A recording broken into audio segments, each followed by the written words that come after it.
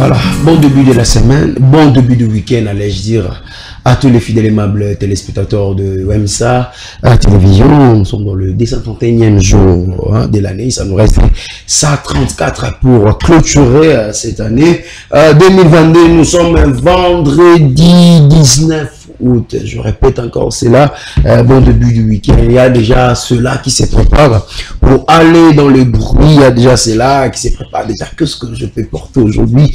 Qu'est-ce que je peux mettre comme pognon dans la poche pour aller dans le bruit? Il y a d'autres personnes qui mettent déjà leur téléphone sous mode avion pour dire que non, il n'y a pas moyen de vous recevoir parce que je suis déjà dans les bruits. Nous émettons depuis Kinshasa et vous nous suivez depuis quelque part. Vous êtes à Guémena, vous êtes au Congo central, vous êtes à Kissan, en tout cas Sangoulou, Banzangongo, et vous êtes à l'autre côté du fleuve, vous êtes à Congo-Brazzaville, hein, vous nous suivez. Mbotenabino, vous êtes dans plusieurs communes, vous êtes à Makala, vous êtes à Massina, vous êtes à Gombe, vous êtes à Lingwala, Kinshasa, vous êtes à Matete, chez Alimior, Makaba, vous nous suivez un peu de partout. J'espère qu'aujourd'hui, vous ne serez pas déçus comme d'habitude. Nous sommes dans la tranche d'animation matinale. Vous le savez tous, une tranche qui cherche à divertir avec vous ensemble. Une tranche qui vous informe aussi en temps réel. Et on va essayer de réfléchir ensemble avec vous. Un moment à l'autre, on va vous présenter le sujet qui est prévu ce matin. On va parler après cela. Je salue directement la présence de celui qu'on appelle Dieu merci, Kilousi Saki est derrière les caméras. Et à la régie finale, c'est Messieurs Timba Biavanga Cochon et la présence de Toutou Archibald qui est déjà là. Et sur ce plateau, il y a déjà Yann Grâce Makaba, Tantine Bonne Manière, beauté. Beauté à tous les téléspectateurs, bonjour et bon début de week-end, hein, comme tout le monde vient de le dire. Vous préparez déjà à aller dans le bruit, on ne sait où et quand, mais vous dit déjà bon début de week-end à tous ceux qui vont se marier demain et aujourd'hui déjà, il y a des mariages qui s'effectuent. Alors heureux mariage à vous, heureux anniversaire à ceux qui sont nés aujourd'hui, pourquoi pas nos condoléances à tous ceux qui ont perdu les leurs. Nous, c'est la tranche d'animation. Nous sommes là pour vous faire plaisir. Comme vous le savez, du lundi au vendredi, Tonton John, merci. Merci au prophète Moïse Poumbia, à l'ami de Jésus, mon papa spirituel. Merci à tous les fidèles de l'église, la main de l'éternel. Parce que Mikolo va séminaire, dans la campagne. Dans la campagne, vitamine, on profiter car hein, ben ça va na soit vitamine et le oinda mabe campagne à prophète Faya. Alors prophète Moïse pour miaye mutakosu qui sa lelo ya papa spirituel ya prophète Faya lelo yem mutakosu qui sa clôture en tout cas ba la vitamine ba la matete bozanga anate côté à pharmacie. C'est Satan en zalo makamna nani a rozoma kasi talaka thème docteur Jésus. Voilà. Et docteur Jésus lui met makaba bila elmane kuti ba couleur na nga. Kokani couple Francis ça joue à terre. Voilà, ça dit lumière grâce makaba quand même nous a prévu de bonnes manières des bonnes manières ezala ngo kaka de bonnes manières et kozanga te une bonne manière azala ka pono moi sona alinga relaxa nini te to sungana ka même so ça la erreur mo boye yo mona ngwiza nango bien zo ezala bien te. Alors tout ça la moi ba recherche pour na kolobela bino par rapport il y a bonne manière et ça aisance il y a comment qu'on se comporter mieux dans la société hein, comment qu'on a la malamu dans la société na batou en famille à l'école au marché belé. Alors Ndeko John, comme je vous l'ai dit aujourd'hui, on va juste essayer de parler de quelques règles de bienséance. Il faut être ponctuel si vous avez un rendez-vous avec une personne. La ponctualité. Ouais, c'est très important. La ponctualité, il faut que vous soyez ponctuel. N'ayez qu'à à l'émission. Tu es invité. Et puis déjà que nous là, mon calme, il faut que ça l'émission. Tonton John, parce qu'invité on a déjà ça on a camité par mon. Alors vous avez un rendez-vous, que ça soit même avec votre petite amie. biso yaka 18h abika wana jo nanga to misani déjà akoma nanga kuna taba 19h ba 20h bon ma balle belé akoma nanga ba 19h ba 20h oyo koma ba 20h boy azati so ba serme so bazara ani na mbongo ticket ok ndeka bongo abika ozo retour parce que au préparer no mbongo ticket to ki okuti to sandeni. Mais soyez nous avant parce qu'il y a que 18 heures respecté et vous avez bien et ça même dans la place il y a dans milieu il y a musala dans milieu professionnel vous avez par exemple une interview yozo bimana on vous a dit à 9h talaka bambouteille j'ai besoin de zalawana yozo na muka 7h au bandiko bongama 8h au bimana na arrêt à transport 9 8h pause à transport si les longs na bimina donc heure ni meta heure na komi donc boucher dans ma casse faut qu'on se prépare en conséquence être ponctuel et ça vraiment et là qu'il y a bien parfois ils a premier rendez-vous nabino parfois ils a rencontre nabino à Liboso et quand tu ne respectes pas l'heure et ça l'ouvre vraiment bien à ma capacité alors si ça il y a avant.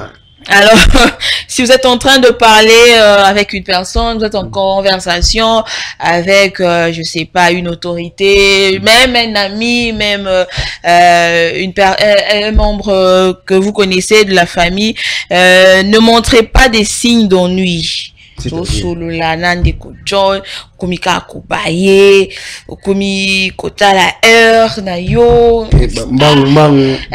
bon so ba okoti na biro mokondi na yo Paul Décopole Tosua Bengo John je veux parler avec toi au côté na bureau on déjà beta bilo bando beto isko biloko et tu bilo abeti biso attend sko yo komika mis na montre komika komiko baé ils a vraiment quitté côté ils a bien erreur à éviter mon compte pas comprendre que petit azo boudenga na ba signe kaka on va aller l'autre côté mais à mon cas au bord juste na montre aussi ma téléphone ils a bien que tango ça la conversation ils a vraiment quitté côté ba air moko boyo la sara que au baé na yo ou c'est pas na makambo lo ba te ça mutuma lo ba parfois pour ko bimano kaka to na on mi ga bah beto bilo mi au talara montre et ça bien il faut éviter ba bilo quoi na ben réserver belé tout bano laxa bino go éviter na ya malamu pe autre ko sala pour na repé sa bonne impression voilà bonne impression on a commenté comme qui elle était fourmi na les gambo ya ponctualité ba couple comme ça na ezali et faire kolongo la respecter na bolingo ni même kolongo la ni kolongo la ni bolingo wana bo kitsango pourquoi parce que yo le tiro mesana rendez-vous fait beaucoup tana mutu yo retard OK rendez-vous tana retard et ba mabali les kufi ba fiancé ninge kufi même ka ba projet yo zo mona ko mesana ndé ko mesana oui eza na malamu mais faut ko yeba ko non il faut chercher à respecter ba makambo yo o eza principe le roi heure uninga ko ba kete chérie to roza na kamoto sala lelo il faut ça les faut oya heure tant yo ye heure te musupe uninga yo tala pa na bino na lo ba na so na tisko ba to ba na o ba telema no o ba zo no ba accès na kata ndaguti o ba zala ni banda ba espérer OK tant uninga yo tala wa telemi aloza tenoya pesa na 5 minutes 10 minutes 13 minutes 15 20 minutes mutako tomboka pa ki pe écrire no penene problème likamu ya no tant zo sola na muntu ya non soit na muninga koluka to ko pesa impression comme tantine lumière grâce makaba to ba ko to pesa impression que non le roi ne tout lembi na le roi ne tout baé na yo mususu tantine lumière pesa ka mingi ya heure mususu pesa la rappel au mokata kata mutu malwa parce que de aux pour ça au quitter ni le monsieur ça vraiment bien ma capacité et aux amants bien ma capacité mais bientôt là on va aller côté de la régie pour dire merci à Dieu mais je vais d'abord continuer avec lumière grâce makaba mais quand embouteillage ici la carte embouteillage on a évité parfois peut-être week-end déjà les bandits vendredi va toi qui la course ba nini mais to ba qui to ba benga va passer la piste de solution il faut la route secondaire ba panneau de signalisation ils ont malamu tout ça chauffeur et pas chauffeur ba ko accuser roulage ba so accuser ba maillot jaune ba so respecter donc c'est compliqué vraiment to éviter biso pe to robeta kaka c'était to lobela ngo kaka embouteillage vraiment ezo pesamment passer si la ville province de Kinshasa bah autorité compétente bah mais un peu ko régulariser côté on a pas mais un peu côté à côté on a qu'est-ce qu'il faut faire exactement parce que bah classe peut rentrer scolaire calamité ah ouais certainement bah on a classe calamité donc sous kawa petit on va décembre comme on a au senti ma moto mati donc nzamba shungara bah to malamu vraiment bah ça na ba place sengeli po ba sala musala ndenge sengeli voilà awa balobi roulage à lobby chauffeur à lobby bisoté ba mayo ba bi ba moto balobi ba bis. On se pose toujours des questions, mais quand même, les autorités compétentes qui y a ville et tout, il y a Mboka, faut pas ça l'effort pour éradiquer les situations. Il y a transport dans Tamboka Nabiso. Grâce à l'actualité est dominée beaucoup plus. Et ainsi, les attentes de résultats, il y a examen d'État. Ouais. On a vu, je sais pas si ce sont des rumeurs. Des rumeurs. Il y a lauréat, il y a eu héritier, Watanabe, il y a eu 96%.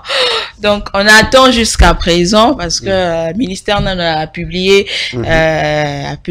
officiellement tes listes à lauréat, on attend, mais on nous avait dit d'ici cette semaine qui n'a reçu qui ça, de éviter ceux qui est robima lelo, to lobi kuna, mais plus bah bilo des à publication et bah pour corona, comment côté les mélango, comment plus d'amour, pour éviter moi scandale mususu tout le monde a publié 20h 21h au moni bana na nzela ba komi ndako obima comme système à la coste pour ça je suis diplômé on a boy diplômé ba sala qui non résultat limité so ça déjà donc 21h 22h au monde avoir miké pourquoi parce qu'en il faut qu'il fêter il faut la libanda en tout cas mes jours on a publié dans moi c'est bien bon toujours c'est la caca bah résultat et vous allez bien pour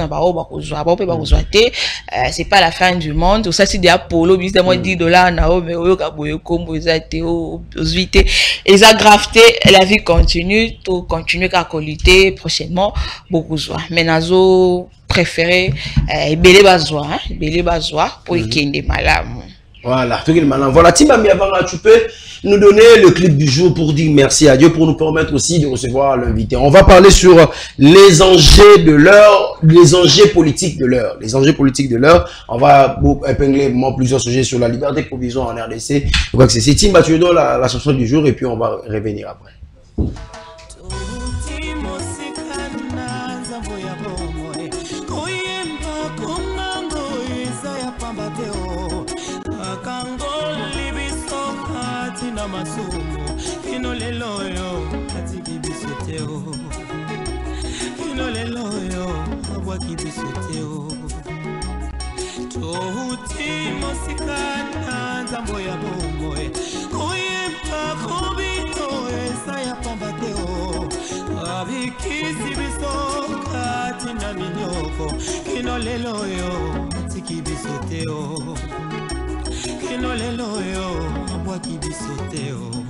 Batende, lokola ba faible plante éternelle.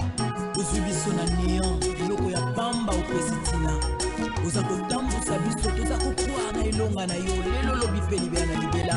Kino mokolo toko mona yo, mojalisa mikolo na se, ona bengaka, pe apesaka provision. Alaka kibiso, rete ya kosala. Tomoni na miso kasi ya lobi esilite o.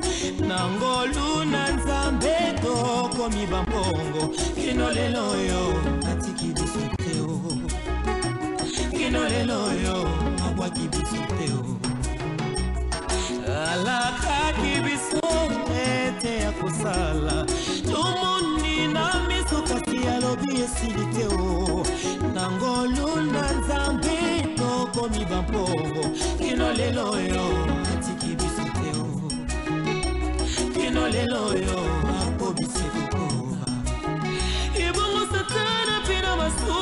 tina nini boko pekisanga na yemba nakanganyo nakotika yete kongo bubula yo nakozanga tina nini boko tindikanga na pengwa he nakanganyo nakotika yete oh yupi maladi mbeto bitalo tina nini okolakisanga se kufa nakanganyo nakotika yete ibalo bindana soki ngana kukufa na yebi ete mokeli nanga za Nakanganyo nakotika yete Oli kambwa kobota kozanga na bana mokeli nanga botisa katana menopause nakanganyo nakotika yete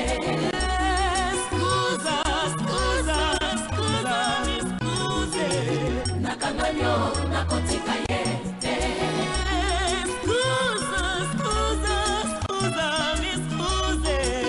nakanganyo nakotika yete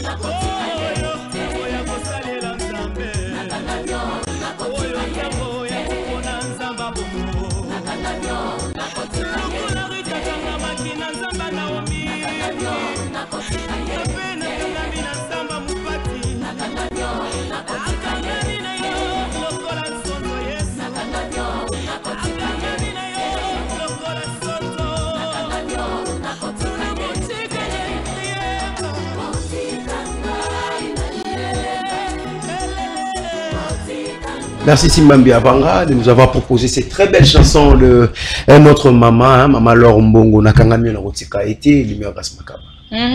Scusa, très belle chanson qui a fait plaisir à tous les fidèles, même téléspectateurs, tous les chrétiens, tous ceux qui nous suivent en ces moments, hein, pas seulement les chrétiens, toute la population quinoise en particulier, voilà.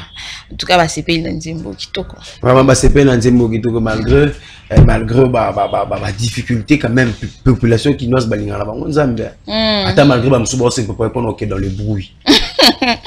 Bah c'est que dans le bruit, bah qui est dans le sambeli, m'souba bah cause qui veille, n'zo qui est dans le bruit. Le bruit, le bruit, le bruit ce qu'il y a fait, le bruit ce qu'il y a côté là m'sous.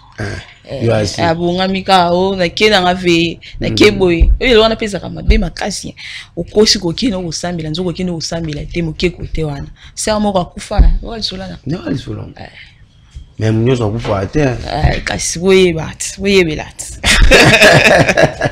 Il est là sur notre plateau, lycée Monsieur Kelvin Zalapangui, président, coordonnateur de l'ONG Genève Génération Éveillée.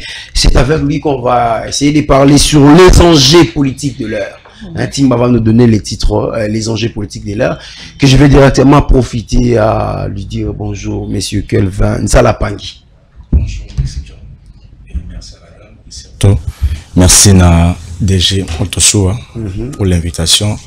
La chair est sacrée, la chaîne aussi elle est sacrée. Après ça, nous pouvons donc une fois, deuxième fois, c'est que confiance et puis considération aux alliés. Donc merci à l'équipe Mobimbaya, OMSA TV, surtout Bakino Balobi. C'était Bakino Balobi. Voilà, aujourd'hui on n'aura pas vraiment beaucoup d'intervenants. Hein. Nous en avons pour ça qu'il y a 5 appels dans le dernier temps, nous font le téléphone. Nous avons pour ça 5 interventions dans Bino. Pour le temps, mais campé pour solo là, ma solo et à Mboka Nabiso.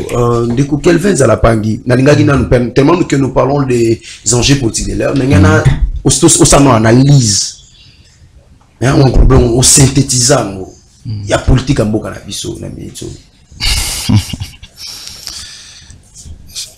Analyse, il y a politique congolaise. Pour le binaso, kaso bien en Afrique, mais ce qu'il y a dans Mboka Nabiso, dans Mboka Nabiso, koloba politique, généralement, le pays ne va pas trop mal.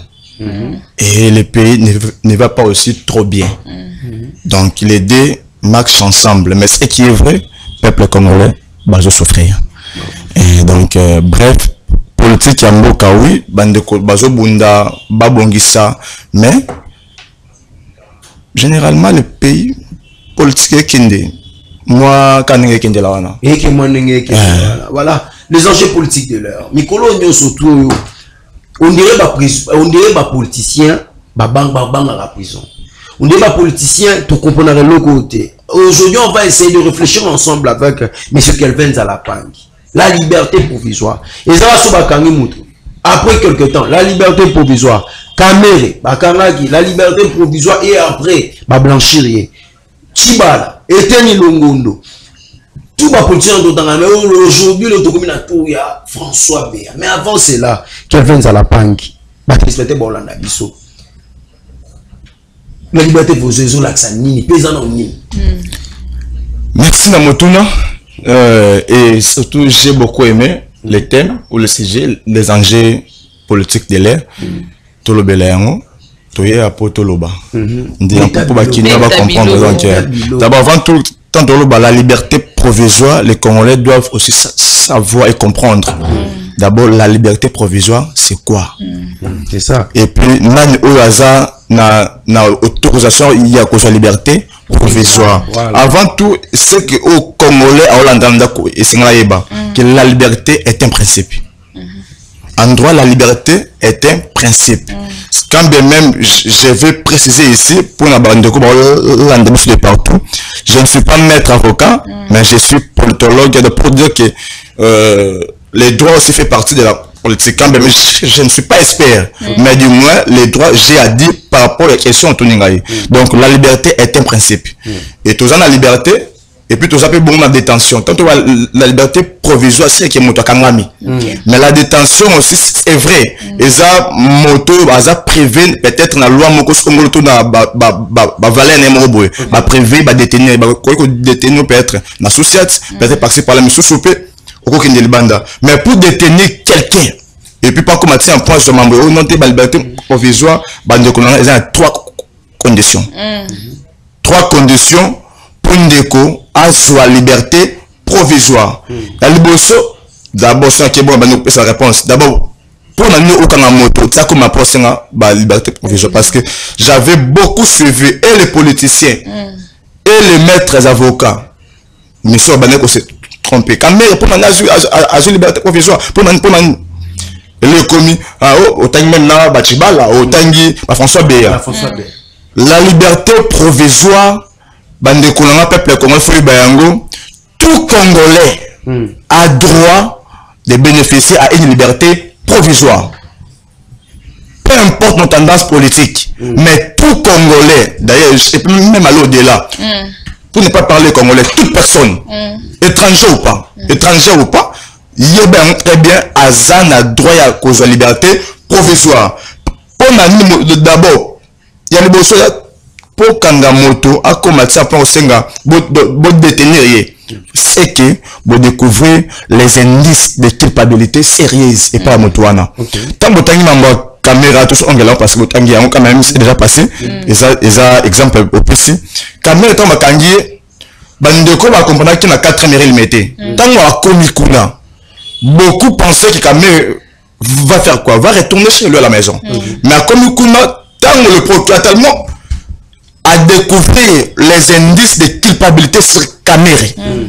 Ah ben non, mon frère, c'est vrai qu'on a des cas, mais via oh Nazana Yango, moi je m'en exact. Moi plein de choses pour la résidence surveillée, exact. Pour moi ben indice de culpabilité sérieuse c'est pas nayo.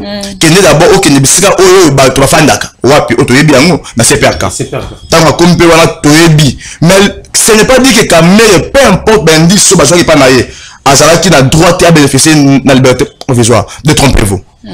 Tout un état congolais, tout un état une personne humaine a bénéficié de la Babylone Kouama. Et le mal de l'indice, culpabilité. Et il faut que l'infraction pour laquelle elle est punie est au moins une infraction punissable. Tu veux bien, on doit être balobi entre guillemets à Ibaki. Tu veux bien que notre loi congolaise est condamnée à de 20 ans de prison. Donc pour dire que la loi ou plutôt infraction quand même ça qui est pénissable de 6 mois mata 20 ans déjà 6 mois il y a 20 ans donc quand même déjà tant on va remarquer d'abord c'est indice à l'ebosso et mi balé babi non il faut que nous au fond d'accord ainsi la personne détenue paiera aussi une caution au belé bébaté tombo ebi ki bakangaki yo yambo bima ozo biso sa nifu futa mosolo na yo peu importe au futa mosolo selon oyo ministère public et otela yo pour eba na kofuta wala na ba autre place wana exemple place ya mosusu ya zalani la crainte d'une fuite ezala moto moko bakanga moto na exemple kamera na kende bonso tomba ba juge ba sambisi ba bite so zongi vu ki bendi toza na ngo akokipe okima donc batala moto na prison non pour pas faire souffrir toza bato ne yo kanza na kanisa ba juge pe ba bato est-ce que ça azonga ndako vu ba bloko to monde pa na est-ce que so to bengi aya le souffle akima te ya mwana pour la mesure de prudence ya yondeko oyo ba kangia bendi sona na moto azosa bisabité to na terrain net ça c'est perka ba mapeye ça va on attendre tout ça ni to landela dossier wala to ba bon ça bon article 23 ya ni ya code de procédure pénale ba to on pense pour ba bangi tam soko kima exemple peine de comment ya PPRD ou le balan président abetaye matanga kombote ba on va comprendre boyebini ezalaki tant comme balu samoto a salini akimi malheureusement akimi ba salini bazwaki donc pour dire que ba juge ba binyo surtout wana tant ça kokima peut-être pour matolo na ba illusion wana to salini afanda awa tant ça akima te biso peut to boma été mais beko sala mosala na yango voilà ndiko Kelvin Nzalapangi moi conseil zali tout moni mika ba politique ne bazalaka na droit à pour liberté provisoire parce que il y a tout congolais mais dans côté la boy tout le monde aura plus c'est la cas ba politicien ba personne normale ou ça ka politique à cause à personne ni moi mbeba moi likambo pe ba punir rien ndenge lobby wana mais et comme que assez la liberté provisoire bazo ka ngomingité et la rami ka ba politique pour ani sincèrement les locaux et les campings n'ont pas cannabis mais déjà sur d'autres sites où va payer déjà bah comment musika bah bien l'autre fois plus na mekai ko yimbola awa ka na émission awa bandeko batuna kimotuna pour ne la ba politicien pour ne ga batu ba moi solo pourquoi est-ce que bato pe petit peuple bon pas ko jouer yango toute personne a un droit à bénéficier de la liberté provisoire mais il faut ça au lancer des marches wana au jouer si ko on a mboka na biso prenez par exemple nous c'est yangayo bakanyi liberté provisoire mais je dis que d'abord avocat il faut d'abord engager équipe équipe de petits avocats balanda dossier na yo et avocat na azani noko mataza noko asenga mbongo mama ya biki ata fait pas comment donc c'est toujours bon si le monde que bande ko mingi basé à CPR kakuna mais sous basé à bomba innocent mais sous pas dossier mo tam sur la terre à terre mais vu que et puis ignorance il y a loi ignorance il y a riba mibe comme boke lobby nini or avocat ça quand on ensemble pour na yo ça peut pour conseiller d'ailleurs raison pour laquelle nous avons des conseillers juridiques il est là pour nous conseiller sinon on n'a pas tout ça là-bas. Je vous dis la vérité, si Kamel n'avait pas des avocats forts et plus vaillants, peut-être c'est quoi ça raconte si aussi, pas aussi l'argent. Voilà aussi, ajoutez aussi ça parce que mon pays et je vois que rôle n'est pas. Mais pour la liberté provisoire, quand nous avons initié le dossier, et c'est mon solo. Sans un yango, il pose en tant que politique était, mais aussi en tant que Congolais libre. Voilà, mais c'est Kelvin Nzalapangi. Provisoire, liberté provisoire. Mais les lois en Congo, si vous faites biso photo à François Kamere, provisoire blanchi. Ba été le provisoire en apoto. Ba brino chibala, ba on peut ça provisoire. Mais si les lois bazongate, ba te belé wana. Au monte que liberté provisoire na relax ça, ba bimission na ndenge ya mayu ozonga no soute to na Congo on dirait liberté provisoire le roi liberté mbala moko po isa provisoire okozonga pe bakanyo eleni na baso provisoire mbala moko mutu abimi akei libela ozonga lisusu te quand na lobby c'est vrai to était pour corriger bazuzi na biso to ya pour to pesa makanisi plutôt réfléchir à haute voix nde yangwana eza lokoyo la moniso François Béa et lokoyo na koloba quand nous bandons le provisoire déjà le appelle sur en entendant attendant tout est-ce que ça pensa innocent? On peut citer exemple Kamere. Kamere avait bénéficié d'une liberté provisoire. Aujourd'hui, ça blanchi. Pour dire que dans un exemple, il y a Kamere. Kamere a eu liberté provisoire, mais il a été que non, parce que au cause de liberté provisoire, pourquoi blanchir, et bien on casé chez des cernes déjà ça donne un problème. Faut bien yango. Kamere et l'autre ça ben qu'on les là-bas blanchir par rapport à preuve tangible ou azalé lango yemoko na avocat naé. Allongwe. Tout le parce que c'est vrai belé babima bongo au lobby on très bien. Babima bongo yo tanga comme on attend comme bote. Na ka beta nga bilo yo so bombi na nga na beta. To ba mas EPRK parce que yanga biso bel fante ba babayi donc ils sont pour les ndeko joy. To comme wana donc. Et ça lokoyo liberté provisoire. Toute personne a un droit de bénéficier de la liberté provisoire et ça acquittement. Quand même, toujours acquitté parce que balandi procédure. Et puis pour tant que liberté provisoire, une personne sérieuse, en l'occasion, elle a blanchi. Ensuite, alors la démarche, qu'est-ce qu'il faut avec toutes ces raisons qu'il a en main pour aller affronter justice. Qui m'a société, affronter Bango. Quand même, il a affronté Bango. Et puis on dit bah moi c'est ma autant y a Bruno Bala oui justice moi ben ça là qui moi mengi voilà ça là qui moi mengi mais au dossier là qui oui était longondo donc ça bloqué bazab na liberté provisoire mais ils seront bloqués quelque part parce que dossier bateau tangué mais Kamere ils ont des dossiers différents Kamere bazab qui la même cas la liberté provisoire. Mais actuellement, Kamere n'a plus la liberté provisoire. Donc, à comme pour dire Kamere, à sa bouille. Alors, êtes-vous sûr que François Béa a posé sous prison la liberté bon, Nazar a vu que le dossier François Béa est un show. C'est la photo de François Béa. Très bien, dossier, ils ont beaucoup aussi. Moi, tu commenté mingi le colo, tu commenté mingi ya chibala, pour chibala zalibanda. Tu commenté batu mingi bal, mais dossier ils ont ma beaucoup bazuzi, na boy ba pour faire. Mais du moins il y a mal le colo wana, na point wana. Faut peut-être comprendre na aspect ligne au François Béa a eu liberté provisoire. François Béa a za ennemi ba comme l'été. Quand il y a la presse bendis misatu awa, tant ba remarquer bendis misatu wana, basimbi papa na automoni. Aux coupables, mais comment vous pouvez garder mon azobela la justice est le colambeli à bamenu mi balé azobela et puis François n'est pas n'importe qui dans ce pays à qui maté bayobi adresse naie malamu to banga so to yobi adresse naie te baby François Béa c'est un père de famille.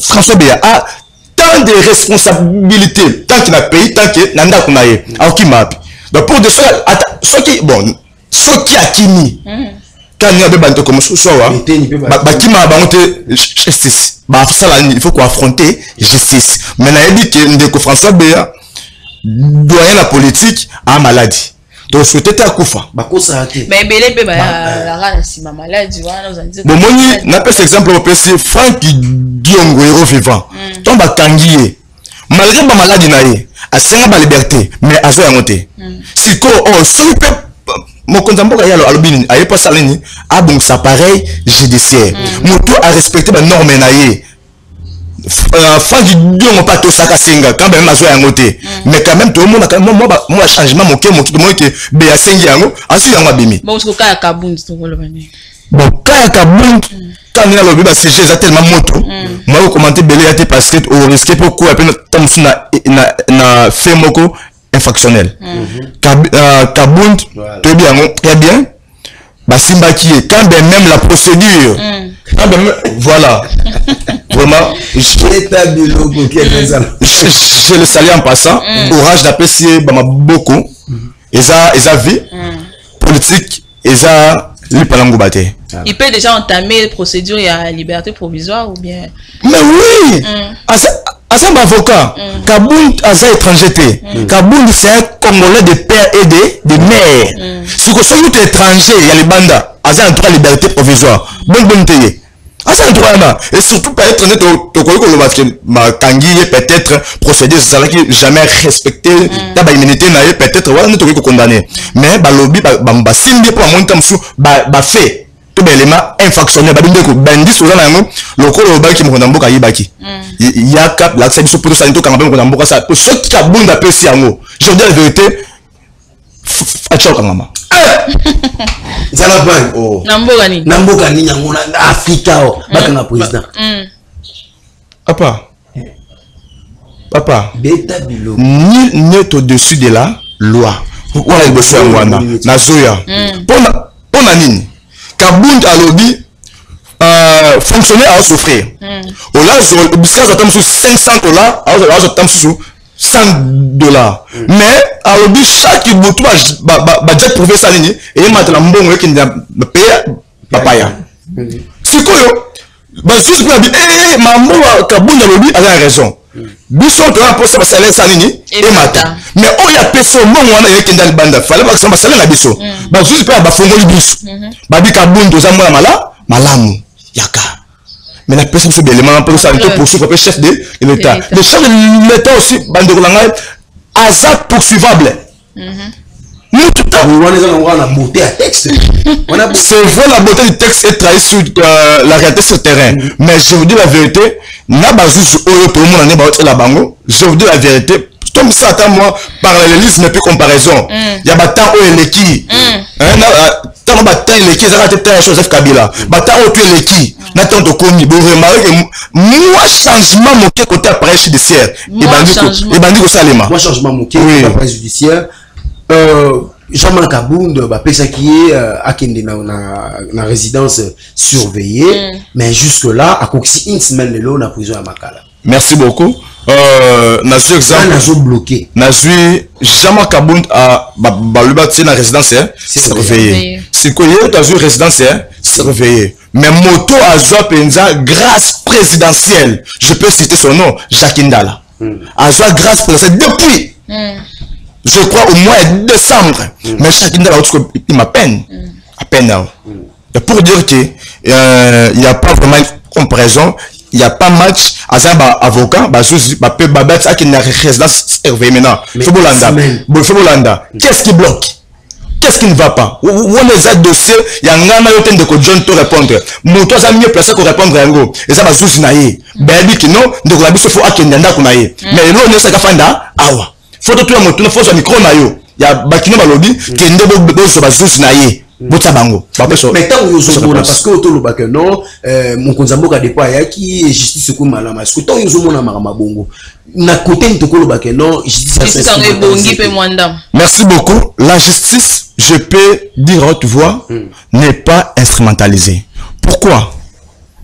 Au moins, je me rappelle encore tant que mon co sur la famille, à côté ils ont qui innocemment. Il m'a volé musala tant sur la vérité kobima na moto ayibaki il y a moko aoki mawa ayeko la vérité il faut que caution abiso lenga lobby ndeko fala bima aza ni politicien ni l'entreprise moko publique de bafoti caution lundi mabima après des semaines la justice bandeko nanga eza c'est tout un processus eza étape par étape et à tel bon azui maman papa a été à baba qui n'a résidence surveillée. Il y a un bon matin non.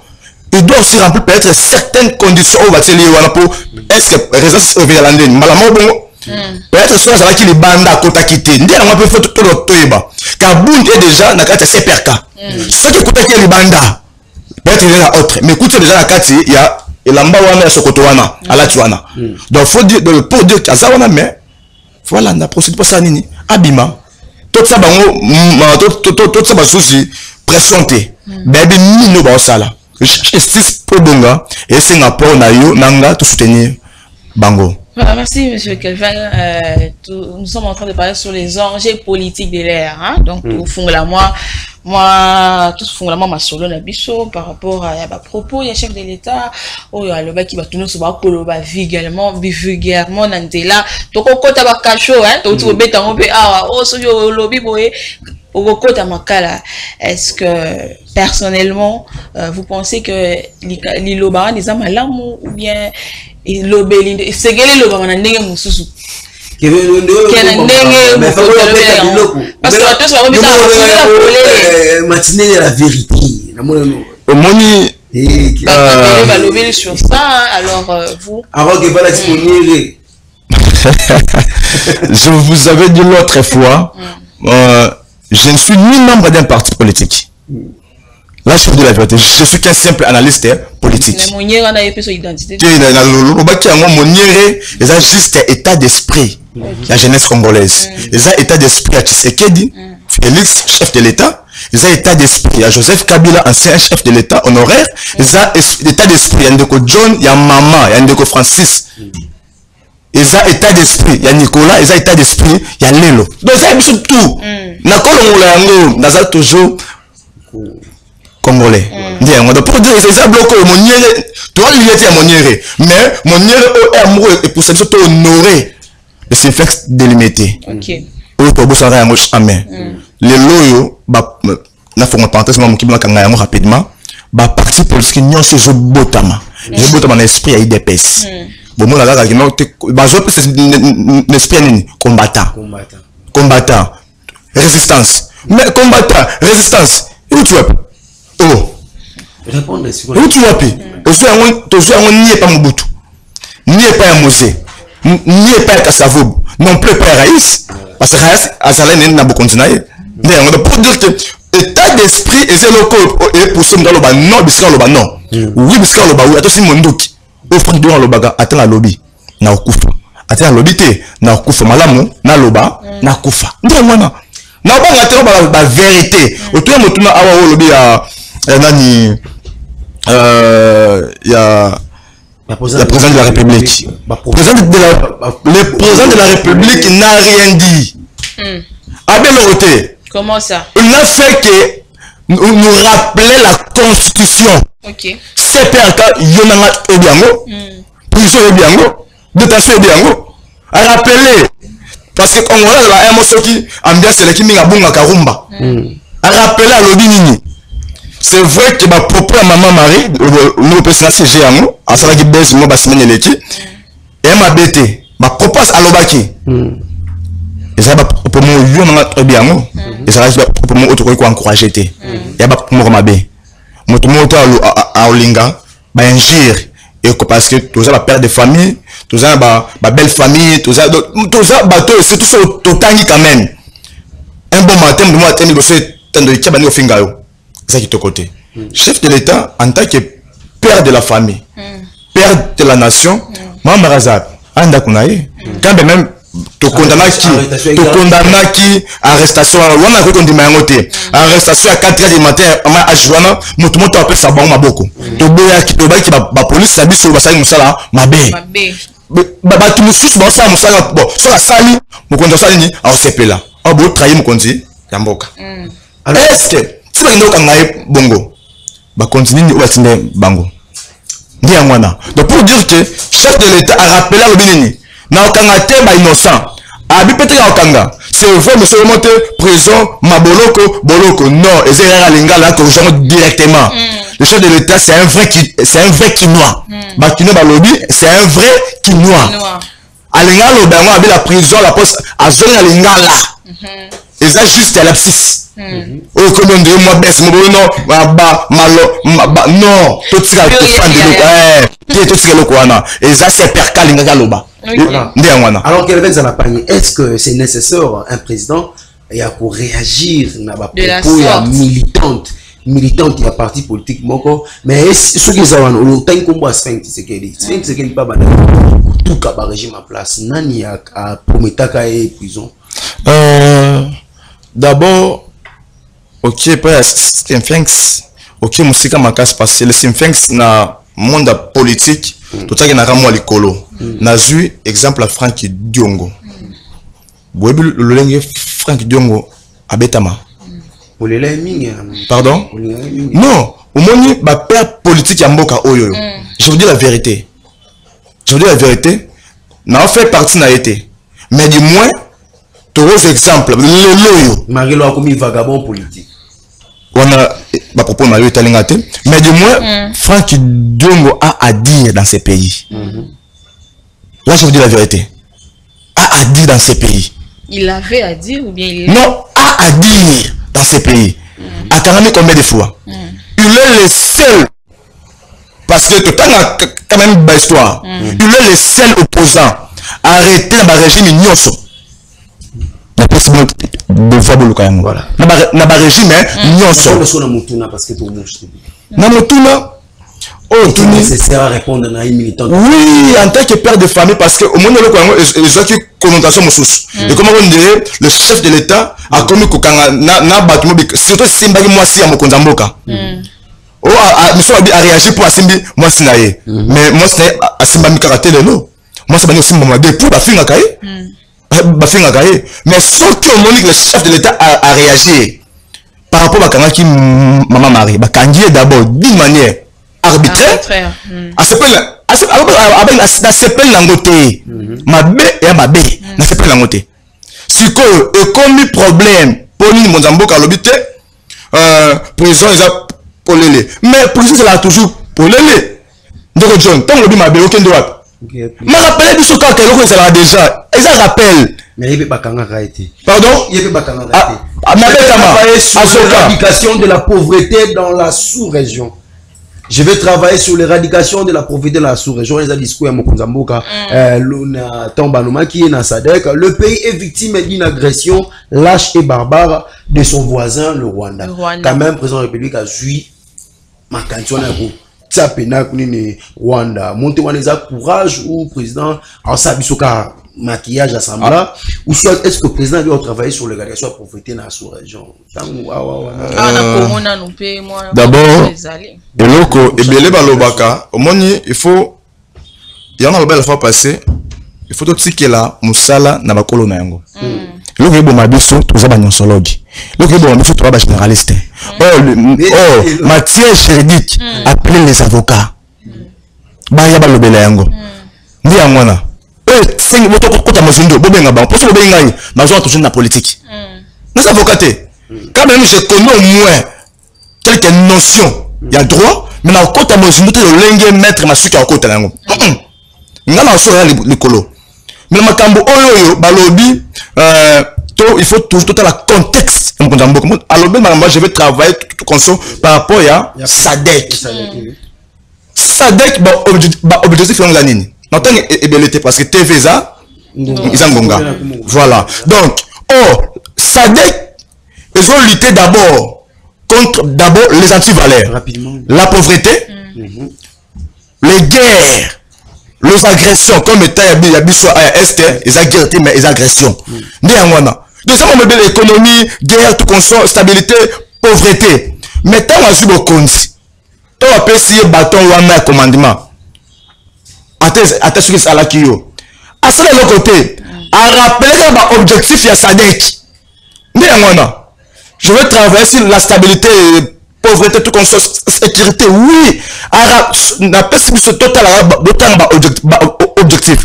Ce qui est organiser plateau, on a expliqué sur ma bite, objectif, il y a Sadek. Mais chef de l'État, à baki si tam sur commentaire naie. Mais du moins, à répéter qu'il y a objectif, il y a Sadek. À baki c'est le côté, si on Congo, les gens jouent à sa campagne, on recommande moi. Donc, tout le monde a un test, après c'est fini. Non, non, en tant que il faut ça les mains. C'est comme mon confrère John Alobinini. Alobi, est-ce que ça la yango? Moto sur tout le temps, je vais Alokasani a marqué Tanaï.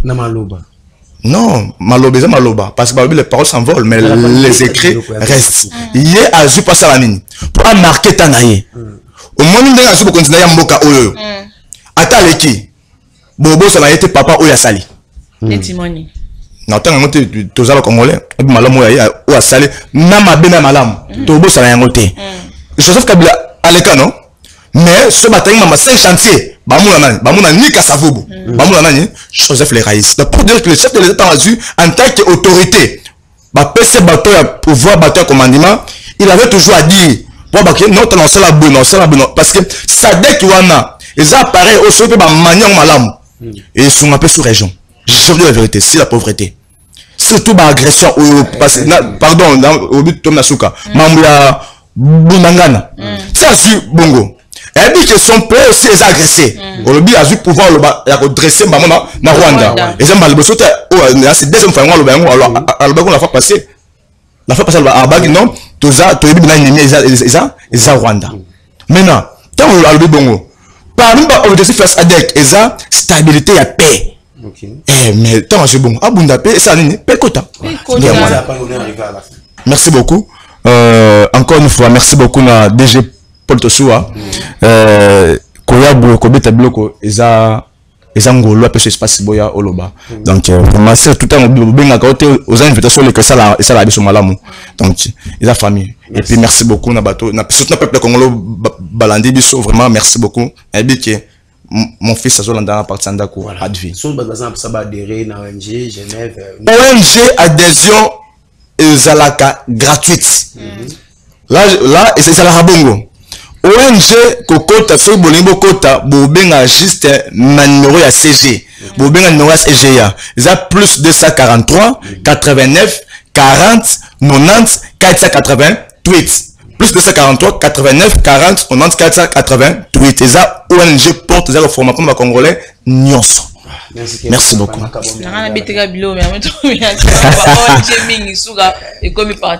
arrêté, babeta qui a déjà panaye.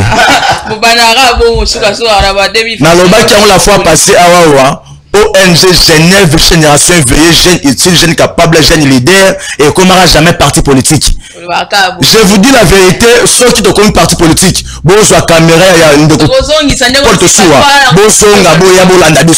comme jamais parti politique. Mais attention, ONG, nous avons des gens qui ont des ambitions politiques. Merci beaucoup. Merci à monsieur Kelvin Zalapangi. Merci à John, tous les fidèles de l'église de la Mère de l'Éternel, toute la campagne Lélo. Donc journée à Souk ezali clôture. Ouais, campagne ezali Lélo clôture. Prophète Moïse Poumbia obeta biloko wana, obeta biloko sko na chair, na plateau de na chair. Vous avez prophétie en live boya. Prophète Moïse Poumbia. Na PSP le pasteur Kando Timothée et Abana Smith nous sommes votés. On est arrivé à la fin de notre tranche d'animation matinale. C'était vraiment le dernier numéro de la semaine. Bien, votre humble serviteur, Joroa John, accompagné des Lumières Grâce Makaba. Et sur notre plateau, on avait Kelvin Zalapangi, le président coordonnateur de l'ONG Génération Éveillée Genève en sigle. Derrière les caméras, c'était Kilousi Sadieu, Francis Archimède Bofumbo. Et à la régie finale, c'était celui qu'on appelle Timban Biavanga, Monsieur le Lapin. Et merci à toi, DG Paul Tosoua, pour la confiance renouvelée à chaque fois. D'ici là, portez-vous bien. On se retrouve déjà la semaine prochaine. Au revoir.